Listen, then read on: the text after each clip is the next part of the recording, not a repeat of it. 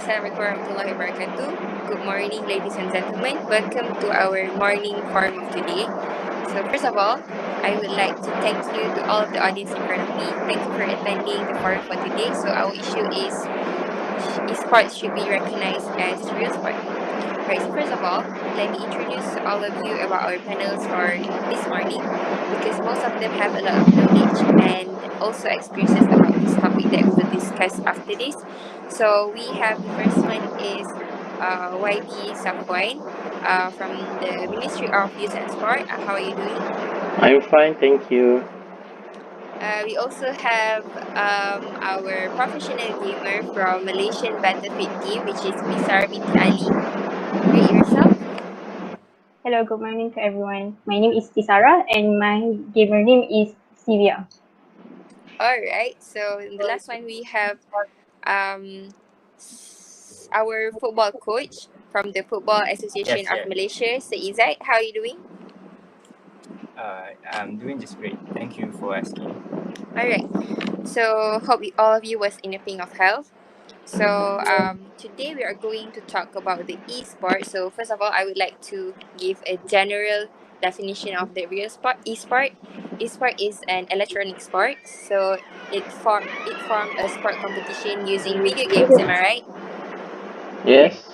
All right. Yes, yes. So for further detail about this topic, we don't want to waste a lot of time. So I would like to seek an information from the first person, which is YB Safwan. Should I start with you?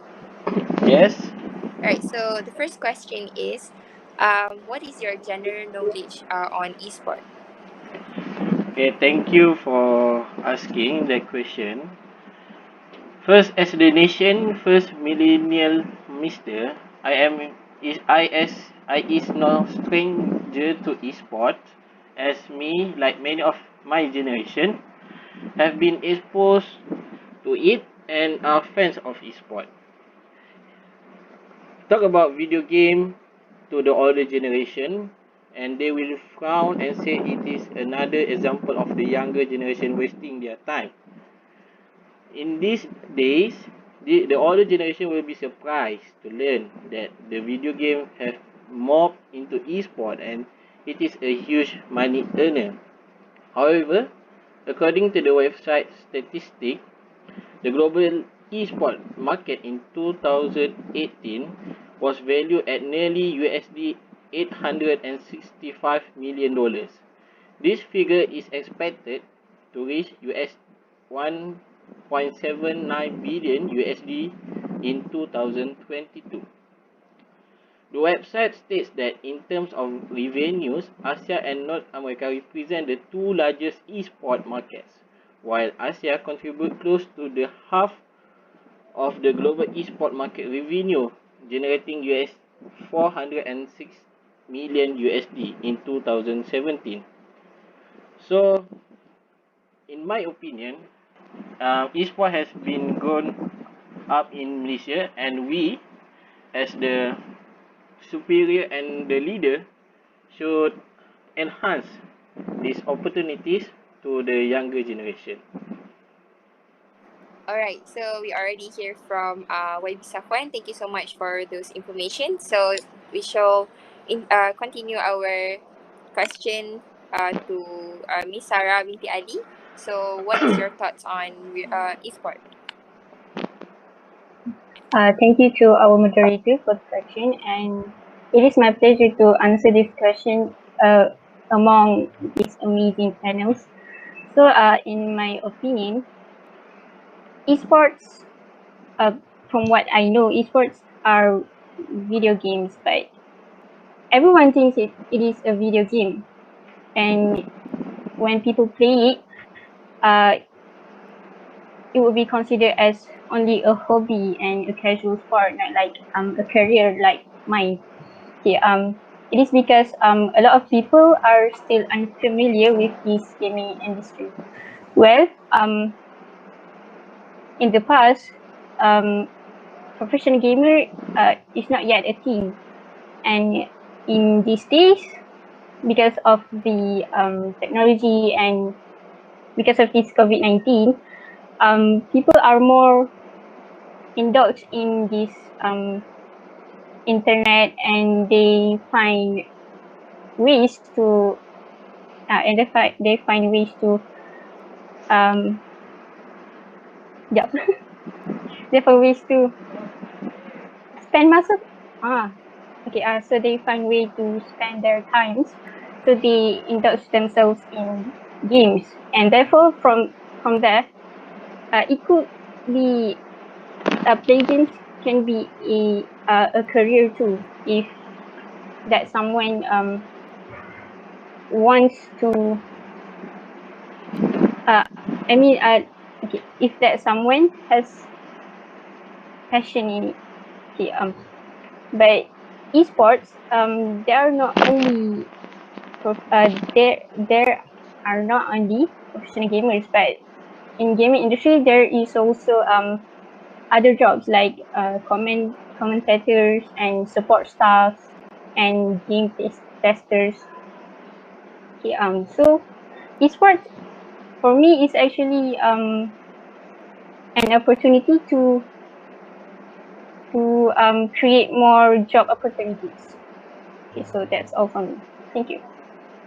Thank you so much, Miss Sarah. So I think that the information that was given is very, very good, since Miss Sarah is talking about the current situation happening right now, because most of the teenagers obviously spend their time at home, so they use their gadgets as the source of to spend their time, spend most of their time. So I think it's a very good information. So next, we shall proceed with Sir Izzat. Okay, first and foremost, I would like to thank the organizer for inviting me to deliver some beneficial information on our forum today. A very good morning also to Miss Najwa, panels, and beloved audience. I won't be talking about my general knowledge about esports necessarily. Instead, as a professional football coach, I would like to speak up on a few things about what's been happening to the sport during this international crisis that we've been through for years, the COVID-19 pandemic. The unprecedented COVID-19 pandemic and the lockdowns associated with attempting to arrest its spread has impacted greatly both elite and grassroots sport. Elite sport teams and organizations have suffered an immediate financial impact with losses due to a lack of live spectators attending the sport. The Football Association of Malaysia, for example, have suggested that with no spectators attending the recent Nations Cup, they would lose close to 5 million ringgit. On the other hand, I also happen to have a friend who is a coach of professional players Anyong Gadaga, or better known as PUBG coach. We had a couple conversations regarding this issue, and it was a totally different scenario for the esports community. The COVID-19 lockdowns have boosted user engagement with video games and esports. Revenues for many gaming companies and platforms have increased during the pandemic. The global video game industry is thriving despite the widespread economic disruption caused by the coronavirus. With the practice of social distancing reducing consumer and business activity to a minimum, gaming offers an engaging distraction for people at home looking for social interaction. In addition, my son, who has been stuck at home due to the lockdown, started to put more time into video games, or what we might have called it as esport. For me, that's not necessarily a bad habit that one shouldn't spend doing it too much. Instead, I looked at it from a different perspective. I did manage to take a look at what he's been doing in the video games, and I can tell you as much that it wasn't a walk in the park to be playing it like him. It takes tons of skills and commitment to be as good as that. So that's it for me. Thank you. All right, thank you so much. So there's a lot of information there. Mostly, Sir Izzat is correlating our topic today with the pandemic. So next, I should proceed with the next question, which is mainly about our issues. So you all of you have your own view.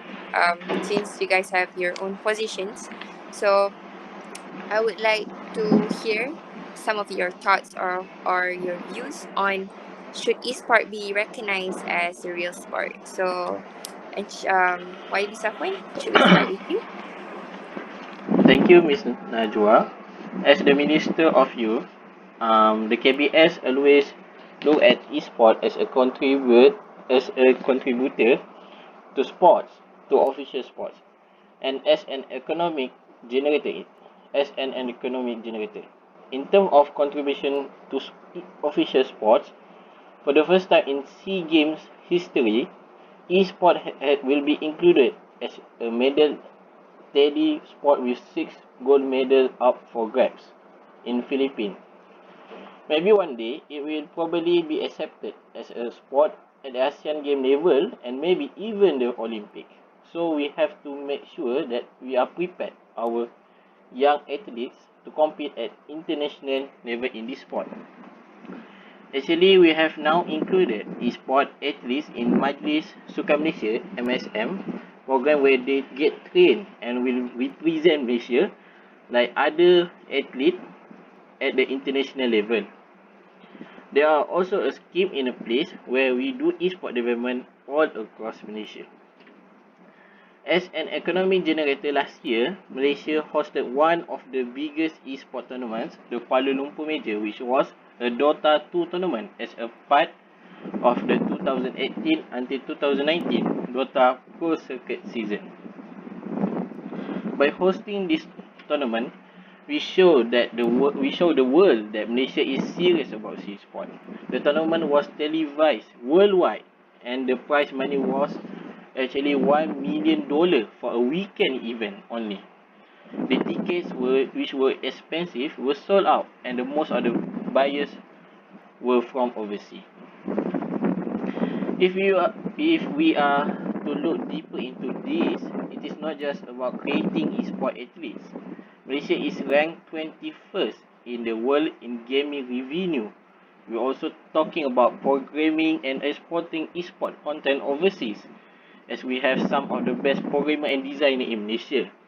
So in my opinion, esport is not about sport. It is more than just a sport. For your information, KBS actually have been doing many things and improvement to make sure that this e-sport is very known in Malaysia. For example, launched under the Ministry of Youth Sport (KBS) and powered by Impact Integrated Esport Integrated ESI, has announced our roadmap in help building the esport ecosystem in Malaysia.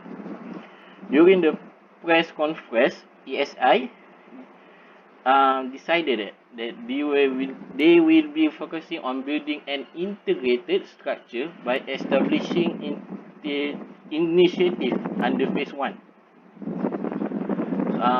In which means that we are going to include a fully online tournament engine forming the Malaysia Esports Circuit, introducing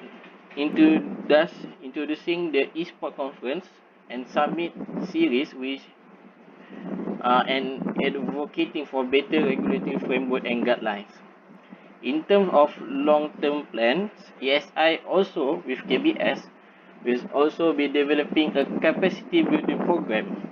This program will focus on upskilling the tournament and event organizer, teams, managers, and coaches for esport, which will begin in 2022.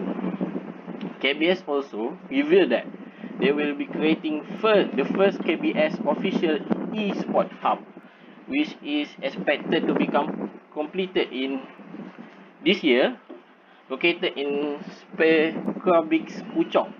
The hub will be an event venue, training ground for professional and amateur esport players, and an area for networking for people industry. Like we know, for a football player, they have football field. If you are a badminton player, you have the court.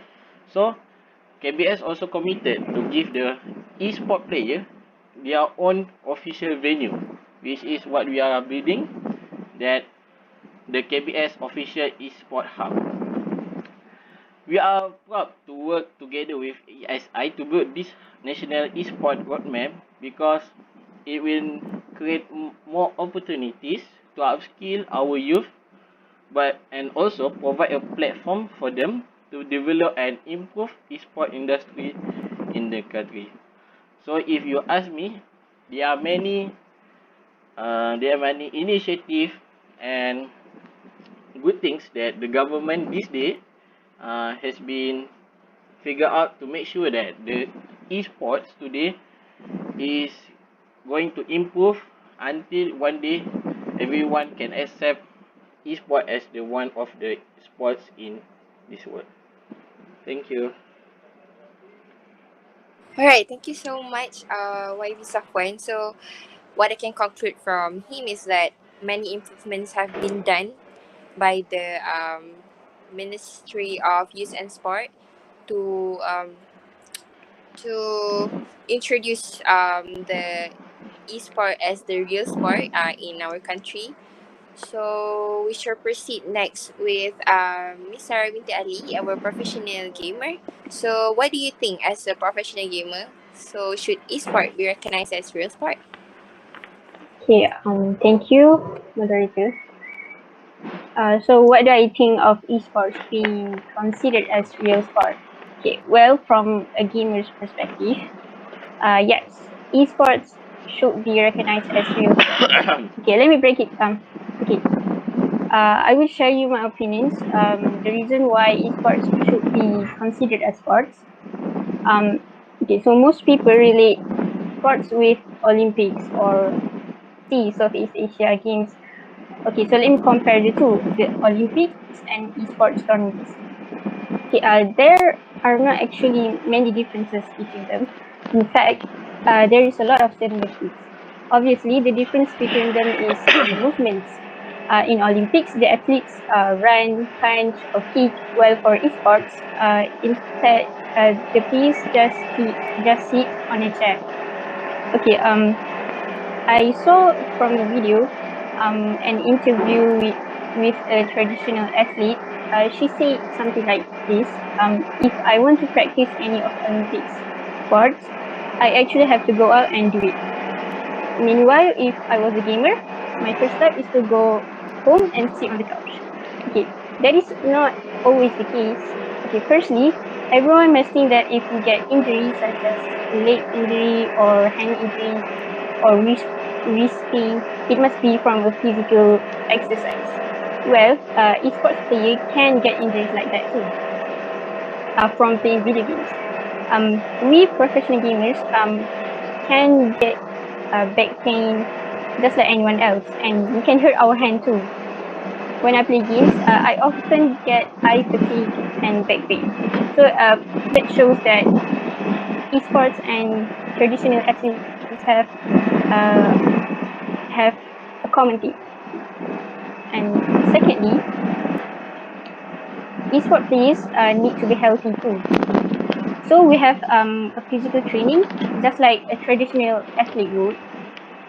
We will have a schedule of getting enough vitamins. Like we need to take vitamins too, and we need to go to gym and do physical exercise to make sure we stay fit. So basically, our training is as intense as the traditional athletes. We train just as hard. Okay. Some players I met, their training is more extreme than you can imagine. They can practice up to 10 hours in a day for a game. So to compensate the time they had spent sitting, they need to do physical exercise. So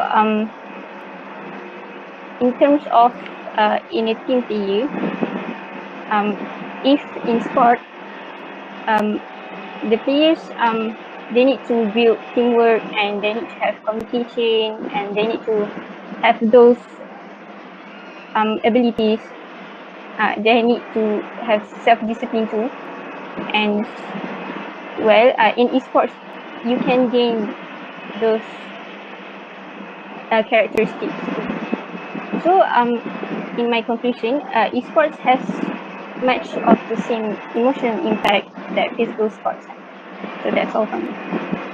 All right, thank you, Miss Nara. So you're saying that we can't just compare esport as something that is more easier or to be compared with the traditional sport, because people will see that esport you just have to sit and just play your phone, but actually you need to be mentally prepared to to use any strategies in the games. And I am also um, agree with your thoughts on the team building for the professional gamers, because they are not in the same place most of the time. So I think a good communication is really, really needed for them to um, accomplish in certain games in esport.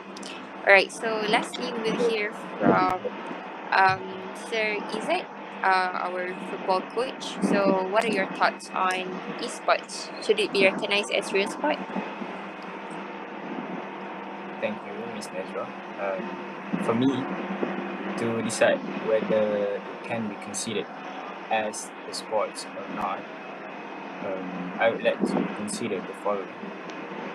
First of all, does it involve lots of practice to become better than others, like all of the other general sports? Is there no upper limit on the skill or planning or strategy or uniqueness involved?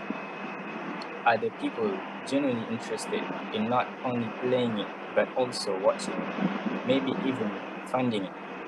If you play any of the games which are played competitively, for instance, Dota, the answer to all of the above is yes. As you can see, all these questions are the criteria needed to call something as a sport. So, speaking concisely, esports are just like regular sports in features, only their medium differs. The fact that you sit on a chair and can start playing the same thing people are playing and getting paid for does not lower esports in the acronyms of sports. Just pick up any of those games and start playing. Over time, you would notice that you need lots of practice to get better after a certain time. Also, you might hit an end.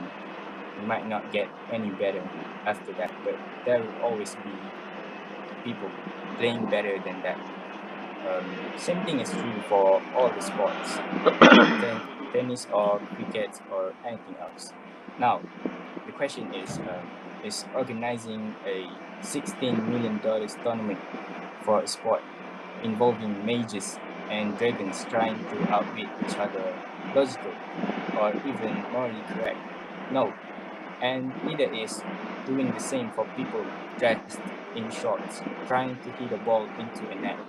Similar argument can be extended to the salary or winnings the players earn.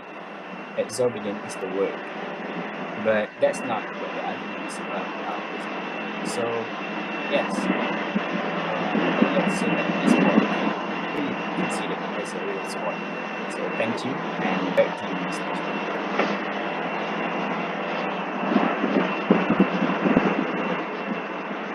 All right. So, thank you, Izzat. So, we already heard from the three of our audience today. So, what I can conclude is the three of them are agree that esports should be recognized as real sport. Am I right? So, what I can say is I see all the benefits um, that esport has give to our country. Even with even you guys have like your different position. Like maybe for me, for Sir Izzat. So even you are a football coach. I mean, you are experiencing a lot of like you are experiencing traditional games, like you are using movements, but you are still accepting that even with esport, even they didn't need any movements like big movements. their skill can be accepted as real sport. And as we can notice that from what YB SAFWAN has told us that the Ministry of Youth and Sport itself has already made a lot of improvements in introducing the esport in our country, and of course, for Miss Sarah Ali, our professional gamer. So she already told us that we can't just compare easily between esport and real sport. Like people are downgrading esport. That people are saying that it shouldn't be recognized as real sport because of they think that esport is easier than real sport because real sport need a lot of like you need to become more healthier, but at the same time actually esports need um someone that is healthy too, because they need to become mentally prepared for the next game, and also like you say they need to take care of their eye health and lots of more things. So I think finally we have come to the end of our forum this morning. So where we have already shared a lot of knowledge which we don't maybe if we don't even know before.